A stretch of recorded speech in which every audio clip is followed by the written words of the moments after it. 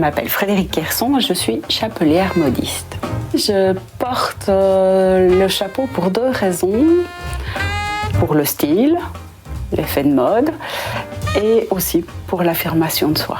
Je suis quelqu'un de très timide, introverti et je constate qu'on me remarque plus avec un chapeau. Traditionnellement, en fait, le métier de chapelier était exercé par les hommes. Ça consiste à former les chapeaux de feutre sur les formes en bois telles qu'elles sont ici.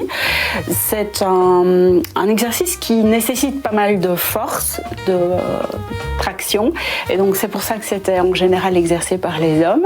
Donc on disait un chapelier et une modiste. Les dames faisaient les finitions, donc les rubans, les fleurs, les entrées de tête. Et maintenant, moi, je fais les deux, je suis chapelière modiste.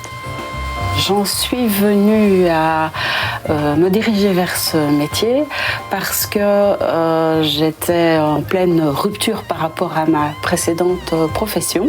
Et à ce moment-là, j'ai vraiment cherché quelque chose qui me faisait du bien.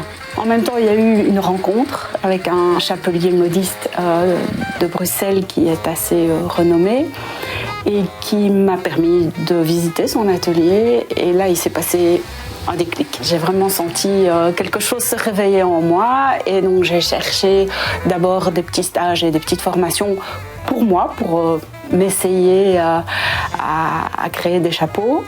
Et puis j'ai vraiment pris plaisir et du coup, voilà, j'ai commencé à créer pour les autres. Alors les formations en Belgique, il n'y en a pas beaucoup, il y en a 2, une à Binche et une à Liège, en cours de promotion sociale, donc c'est un cours du soir qui permet d'accéder un petit peu à toutes les techniques, mais de manière assez brève. Et en parallèle, j'ai approfondi certaines techniques par d'autres formations en France, alors au musée du chapeau, près de Lyon, où là j'ai approfondi certaines thématiques, le moulage du feutre, plus particulièrement, le travail de la paille cousue à la machine et les petits bibis de cérémonie. Il y a des matières plus historiques comme le feutre de laine ou feutre de poil de lapin. En chapeau de cérémonie, on travaille beaucoup le sisal. On travaille également, pour les chapeaux d'été, la paille tressée. Alors, il y a beaucoup de matériel pour faire des chapeaux, beaucoup de matériel différent. Donc, on travaille un petit peu avec une machine à coudre classique, mais c'est assez rare. Moi, je couds essentiellement tout à la main. L'autre machine, donc, qui est une machine spécifique qu'on utilise pour le ruban de paille, ça, c'est effectivement une vieille machine que j'ai trouvée en brocante et qu'on a restaurée. On travaille aussi beaucoup donc, pour tout ce qui est moulage sur les formes en bois. Un chapeau, en termes d'heures de travail, ça varie très très fort. Selon la complexité, le degré de finition que l'on veut apporter. J'en ai déjà fait en 1 heure, j'en ai déjà fait en 4 jours. Donc c'est vraiment très très variable. Il n'y a pas de tête à chapeau. Tout le monde peut trouver un chapeau qui lui convient. Selon la forme du visage, il y a des formes de chapeaux qui conviendront mieux que d'autres. Moi, je prends aussi en compte la morphologie générale de la personne, puisque une personne de petite taille ne va pas être bien mise en valeur par un chapeau démesurément large. Elle va être tassée.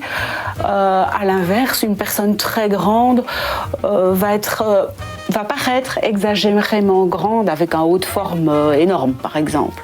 Quelqu'un qui vient chez moi pour acheter ou commander un chapeau, on va d'abord essayer les chapeaux qui sont ici prêts à porter pour se rendre compte effectivement de ce qui convient le mieux à la morphologie du visage et à la morphologie générale de la personne. Après, on va aussi questionner les circonstances du port du chapeau. Est-ce que c'est un chapeau pour tous les jours? Est-ce que c'est un chapeau pour une cérémonie? Son intention par rapport à la pérennité du chapeau, si elle veut pouvoir le reporter après ou juste en faire l'accessoire de ce jour unique. On va réfléchir aussi aux matières qu'elle préfère.